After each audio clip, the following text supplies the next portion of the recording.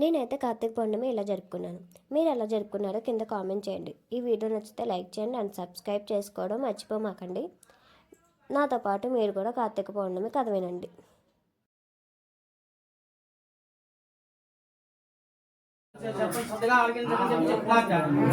ఇది బ్రాహ్మణ క్షత్రియ వైశ్య సూత్రాలు ఆచరించవచ్చు. ఈ వ్రతానికి 21 మార్లు ఆచరించిన సకల సంపద అనుభవించి ఆ తర్వాత ఈశ్వర సాధ్యం పొందుతారు.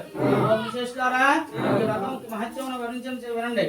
భూలోకంపున ఈశాన్య భాగమున ఉన్నటువంటి సత్కాల మేఘలంబోలు విచిత్రమైన శకముల చేతను తరంగముల లతా విజయం చేతను బావుల పుష్ప ఫలాల చేతను నానా విధ పక్షుల చేతను అనేకమైన కొండకాలుల చేతను వ్యాప్తం బయట రసాల హిందాల ఒకలాచోర చందన దేవదారు నారికేలామ్ర నాగపున్నాగపన చంపకారి వృక్షం చేతను నానాద విశేషం చేతను వాసిలి నట్టి ఉద్యానవనం చేతను ప్రకాశించి నిఖిల కళ్యాణం అయినటువంటి సర్వజన అంటే ఈ యొక్క వ్రతాన్ని భాద్రవశ అష్టమి నాడు ప్రారంభించాలి.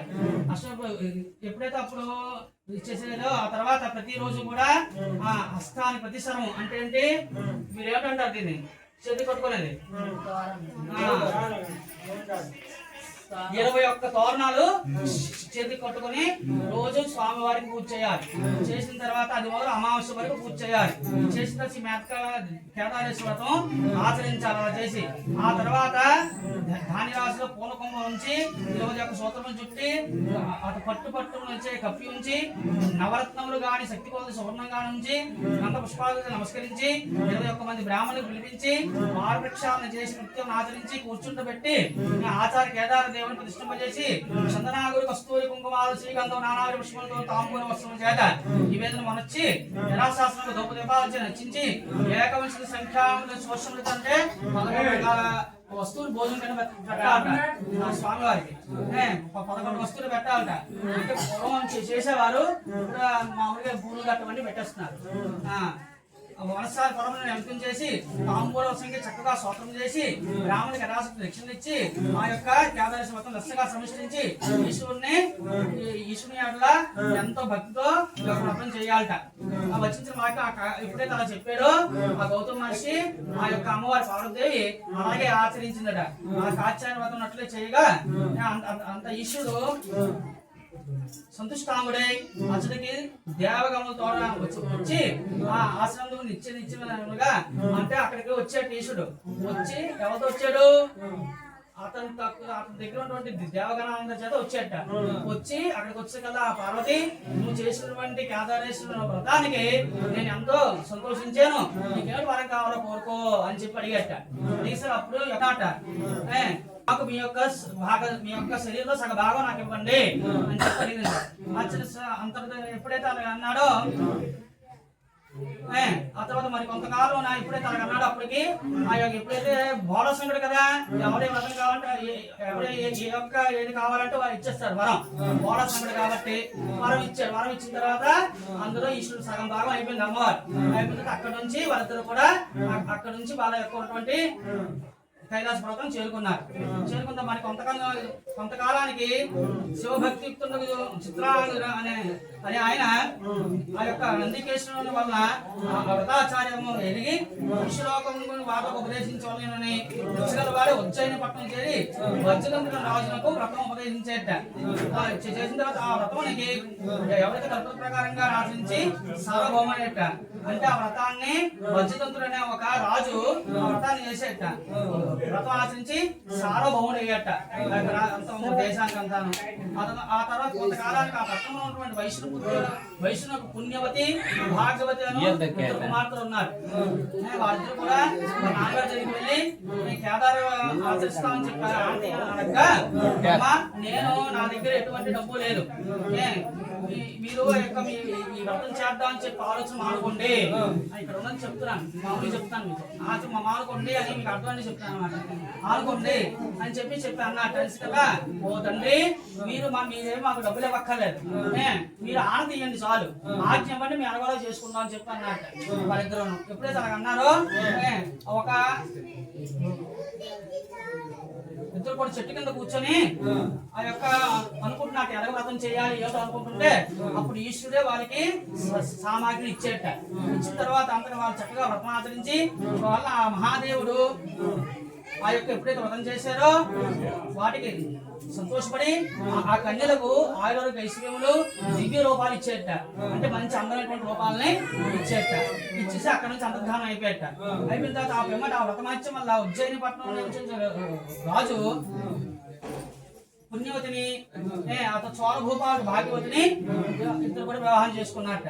అందువల్ల ఆ వయసుడు తర్వాత ఎక్కువగా పుత్రులు పౌతులు ధనాన్ని కలిగి హాయిగా సుఖంగా ఉన్నట్టు వాళ్ళ నాన్నగారు, పుణ్యవతి భాగ్యవతి వాళ్ళ నాన్నగారు. అయితే కొన్ని వాళ్ళ తర్వాత భాగ్యవతి అన్నది ఐశ్వర్య మరుమూర్తిరాలే కొంతకాలానికి ఆ వ్రతం విడిచిపెట్టిందట.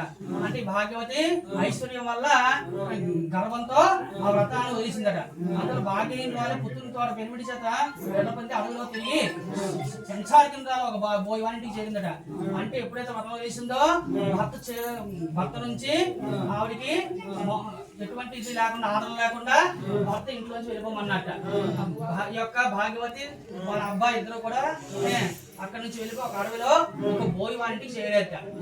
చేరిన తర్వాత వచ్చిన పుత్రుని చూసి నాయన నా యొక్క పుణ్యవతి ఉజ్జయినిపురం మహారాణి అసలు పోయి మన సంగతి చెప్పి ఎంతో కొంత ధనం తీసుకుని ఆమె శీఘ్రంగా రమ్మని చెప్పనగా ఆ పట్టణం పోయి పెద్దలతో తల్లి ఈ యొక్క దుస్సాంగ కష్టమని నిలుపుగా ఆ పుణ్యవతిని అతని చేతి విస్తారంగా ధనం ఇచ్చిందట.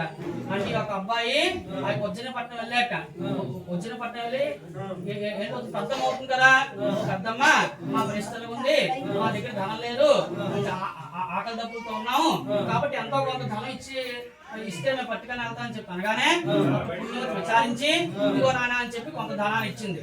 ఇసుకలో ఒక వెళ్తుండగా మార్గ మధ్యలో ఆ ధనాన్ని పట్టుకు వెళ్తుండగా మార్గ మధ్యలో ఈశ్వరుడే ఒక చోరు రూపాలు అంటే దొంగ రూపంలో వచ్చి ఆ యొక్క ధనాన్ని అంతా తీసుకెళ్లిపోతాడు. ఎప్పుడైతే తీసుకెళ్లిపోయిన తర్వాత మళ్ళీ విచారించి వీడు మళ్ళీ వెనక్కి వెళ్తాడు.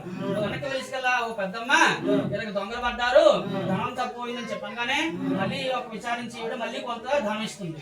ఇచ్చిన తర్వాత అప్పుడు వచ్చి మళ్ళీ ఈశ్వరుడే మళ్ళీ ఒక దొంగ రూపంలో వస్తాడు. వచ్చి ఆ ధనం అంతా దోచుకెళ్ళిపోతాడు.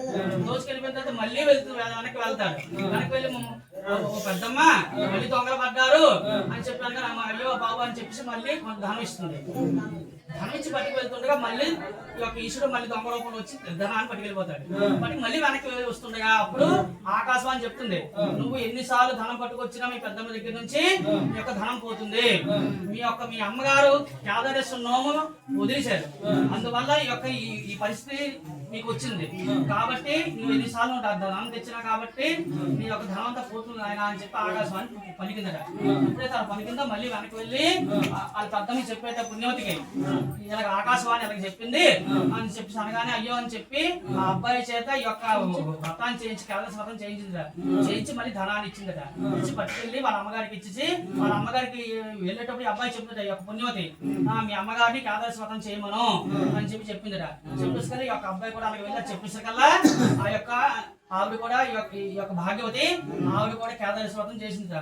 ఎప్పుడైతే కేదారేశ్వర వ్రతం చేసిందో వాళ్ళ ఆయనటువంటి రాజుగారు ఆ యొక్క వాయిద్యాల చేత భటుల చేత అందరి చేత కూడా వచ్చి మంత్రుల చేత తన భార్యని దగ్గరుండి ఆ యొక్క అబ్బాయిని ఇద్దరిని కూడా దగ్గరుండి రాజ్యాన్ని తీసుకెళ్ళాట. ఆ రోజు మొదలు ప్రతి సంవత్సరం కూడా ఈ యొక్క కేదారేశ్వర వ్రతం చేసుకుంటూ ఆరోగ్య ఐశ్వర్యాలతో వర్ధిల్లుతున్నట్టు ఆఖరికి ఆ యొక్క మోక్షం పొందాక స్కాందపరేవాగండే కేదారేశ్వర